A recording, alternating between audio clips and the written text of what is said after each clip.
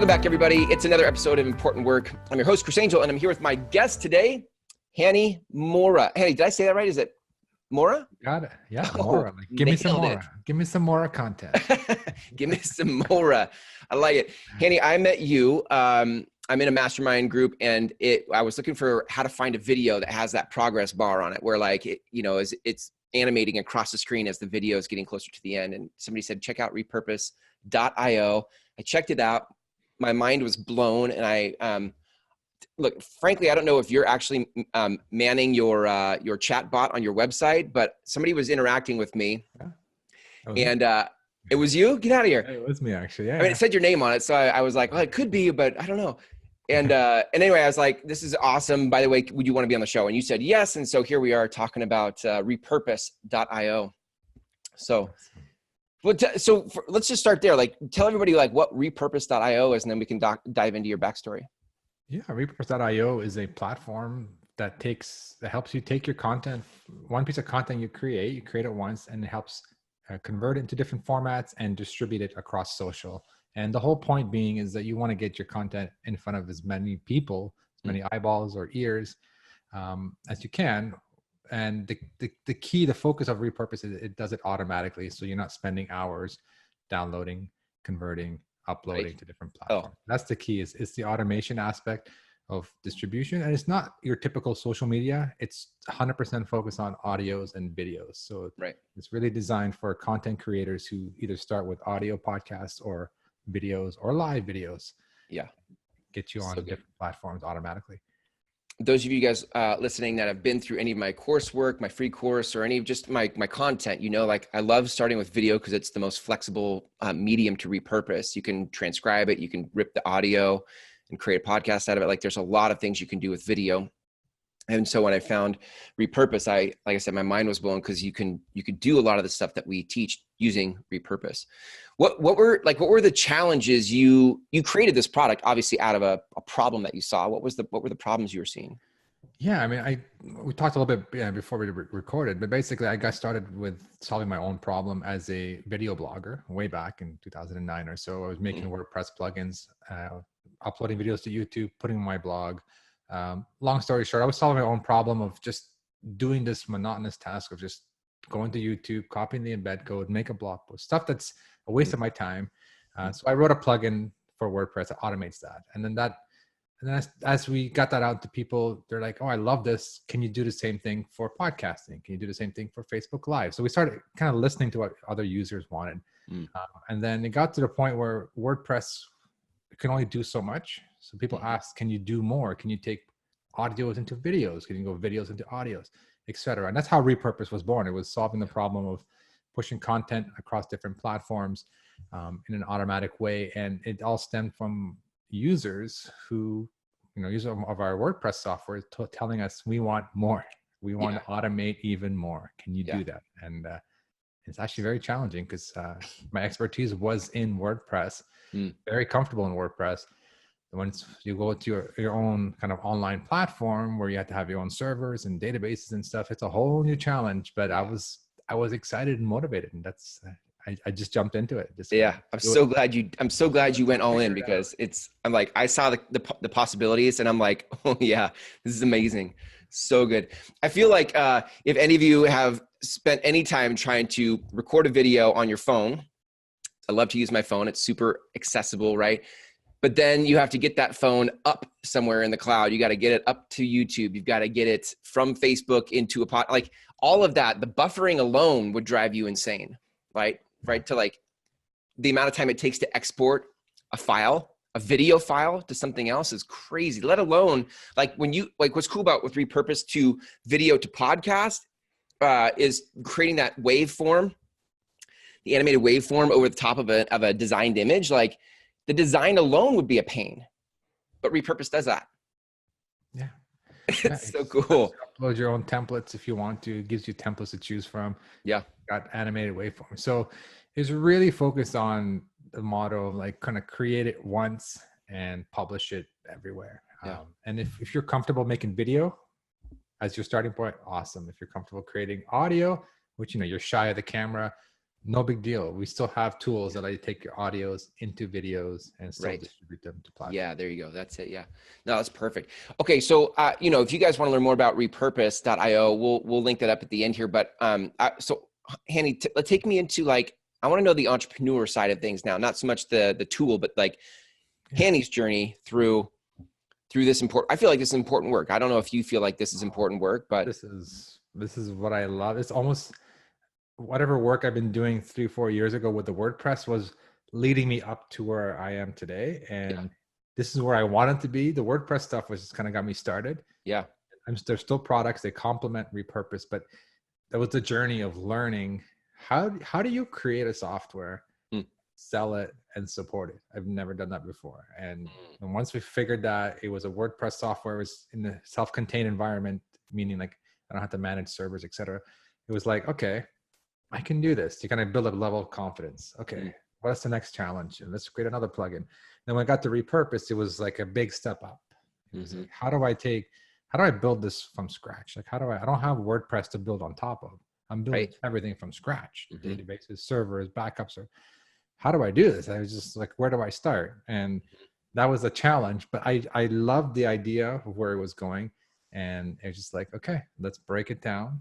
Take a big problem, break it down to small steps, and let's just start cranking. I mean, the challenge was there, but the excitement was even bigger than the challenge. So that's what led me to take forward. And I don't code everything myself. I do get teams, so I have to build the right teams together, mock up, sketch up the concepts, and explain it to the team. So a lot of challenges, but I always say like the fire inside was just right. When I first saw that moment, when I saw the software, like prototype working, when I clicked something, that was like, whew, that was the happiest day in a long time. Proof of concept, right? Like there it was. Comes to life. Yeah. Like you have a vision and it comes to life. There's nothing more exciting than that. What was, if you think about where you started with Repurpose and all the new stuff you had to create for it to now, what was one of the biggest challenges that you bumped into? Biggest challenge? I mean, this could be leadership, it could be technology, it could be anything, the gamut. It's a whole bunch of challenges. One of them was like scaling the software, meaning as we got more users and I had to figure out how to keep things from breaking as we added so many users. So, I was fortunate enough that the growth was not like explosive. So it was gradually going up, which means he gave us time to upgrade our servers, et cetera, like technology challenges that way. Also team challenges. We had to grow the team. Yeah. As we got more and more.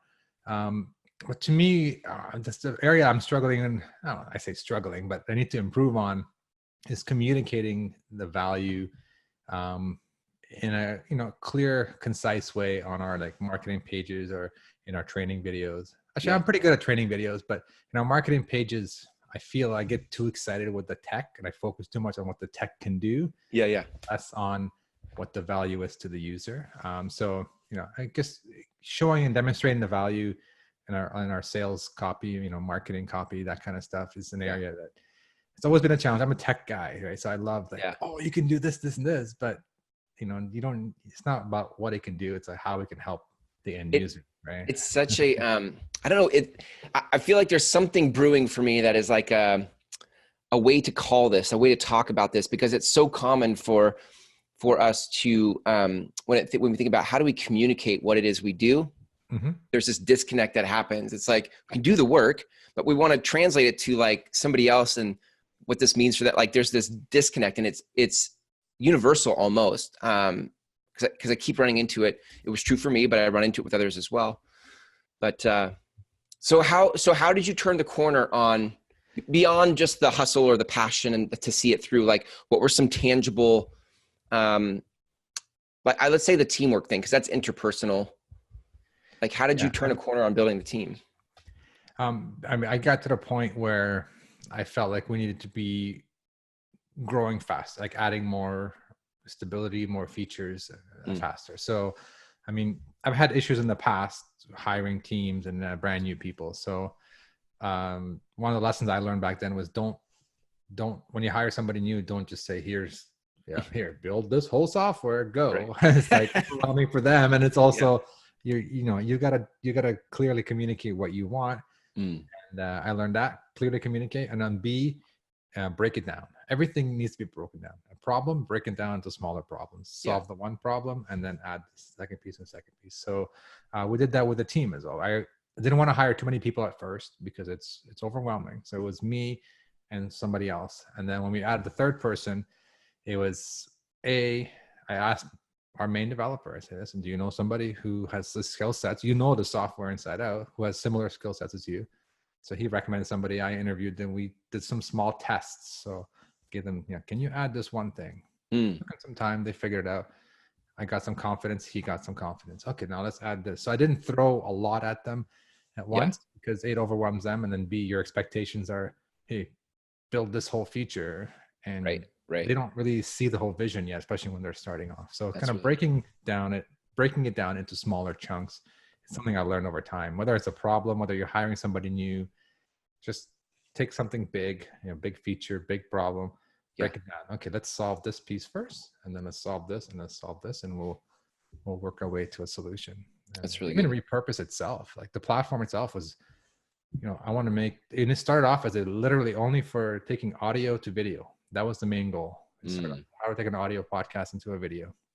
And then I said, okay, let's add video from Facebook to YouTube. And then okay, we'll solve that problem. What else do people want? Okay, let's take video to audio.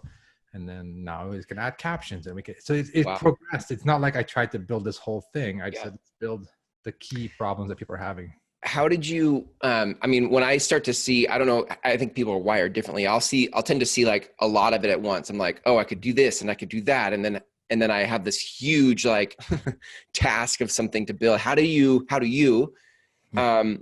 prioritize or calm yourself down to just go do the next thing? A lot of it is experience, because I know the bigger it is, the longer it takes. Even in my mind, it's like, okay, it's a simple, quote unquote, simple feature or a simple idea. It's going to take time to build. And people are literally, I'm talking from a software or creation perspective, people are only going to appreciate, maybe like 10% of it. You're going to build all these other things that most people won't even use or even know they exist. So I always start off, let's build the piece that most people will use, and let it work in a certain way that most people will use it. Get it out, get feedback. As they're getting feedback, then add incremental changes to it. So as much as I'd love to have the software do everything in one shot, I got out the podcast, the audio to video feature. We got it out, and then the video from Facebook to YouTube, because that was another big problem people were having with Facebook Lives. Right. And then we started adding this, and now we can do captions and we can do these styled videos and progress bar. So that all came as an evolution of getting something smaller out, getting feedback, and then building on top of it as you're getting feedback from people. Do you ever get impatient? You seem like a very patient person. Do you ever get impatient? No, I get impatient, not in a bad way. Like say, come on, where is it? I just get so excited. Like this latest feature we added with these like videos has captions and progress bars and stuff.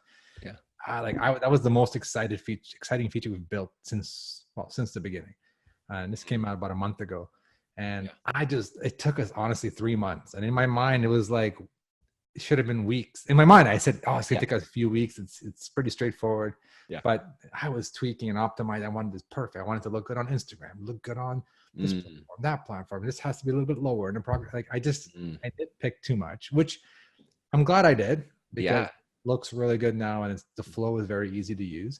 But I get to the point where I just want it out. I just want it out. So I had to draw the line at some point and say, okay, it's like 95% there. There's 5% of the features that people will probably not even know about or use now.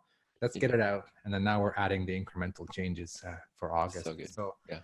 But I get so excited, not because I'm like mad at the team. I'm just excited. I want the world to use this feature. My users to use the feature, and that's where I get impatient. I think that's the nature of important work. I think when you see the impact and you see how many people can help, you're like, dude, let's go. I want to get this out in the world. And exactly. And I think that's the difference too. Like before I think people find their important work, like for me, when I would get impatient with something, but I wasn't fully bought into like, this is what I'm really here. Like there's something like, I don't feel like this is quite what I'm here to do. And I get impatient. It's easier to like ditch it, burn it, and start over with something else. But when it's your important, you're like, okay, I don't care. I will just sit this out as long as it needs to be, so that it gets to where it needs to go, Yeah.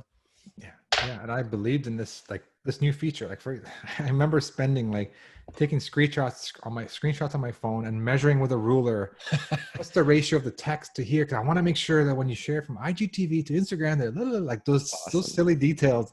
I wanted to look perfect, but I knew that if I didn't add those details, no one's gonna know the details exist. Right. But they'll notice it if they don't exist. Right. And I was so excited about it. And I said, Yeah. I'm gonna take this extra few weeks or whatever it took to just nail it the way I envisioned it. And it's amazing. It's a balance. I got to cut myself off and say, okay, this is good enough. There's an update coming next month. We'll fix this and we'll add this. But yeah, like you said, though, it's about, because I really want to help people. I really want them to start using it and get a lot of value out of it. And like, it's not something like, it's not even a money thing. Like, it's not like we're charging more for this feature. It's available to anybody who's already a customer. Right. But I just want to give it to you because it's so powerful. It's so awesome. It's so good. I love it. Well, if you, we could wrap with this. Like if you were looking out into the future of repurpose.io, like what's the of what you're building? Where do you see it going? The thing that I like about repurpose.io is not a single product that does a single thing. A platform that lets you connect different things together. So to me, it's like possibilities are endless. I don't have to, the act of creating a new product, I've done it at least 4 or 5 times now. It's hard. The first ramp from zero to getting a software out, even if it's a small WordPress plugin, it's still a big ramp to get up there. And then once you're up there, it's easy to maintain. But then I don't know, I feel like I'm getting older now and stuff. Like I don't want to be creating things all the time, but Repurpose allows me to take this platform and just expand it, add more social networks. Something new comes out with like decentralized social media, whatever. I can integrate that into Repurpose. So I'm very happy where I am now that we built this foundation where I can keep adding a lot more functionality as more platforms come on, as more features come on, without having to go through that initial curve. And that's why I'm excited about Repurpose. To me, it's still the beginning of something even bigger. Yeah. I get it. I can see it. Like I love what you just described. I totally see that. It's perfect. So good. Well, people want to reach out to you, Hani. They want to connect with you somehow. Where can people go? You can go to hanimourra.com. So HANIMOURRA.com. And just got my blog, links to my blog, links to my Facebook, Twitter. Cool. Just drop in, say hi. So good. And if you guys want to learn more about the software, repurpose.io, you can go to mygroundswell.com/repurpose. I'll put some training up there for how we recommend using something like Repurpose with our content model. So go to mygroundswell.com/repurpose. Hani, thanks for being on the show. Until next time, until I hang out with you again, take care. Do you have important work in the world? We can help you produce a show just like this one and get your message out in the world. Go to mygroundswell.com to connect with us now.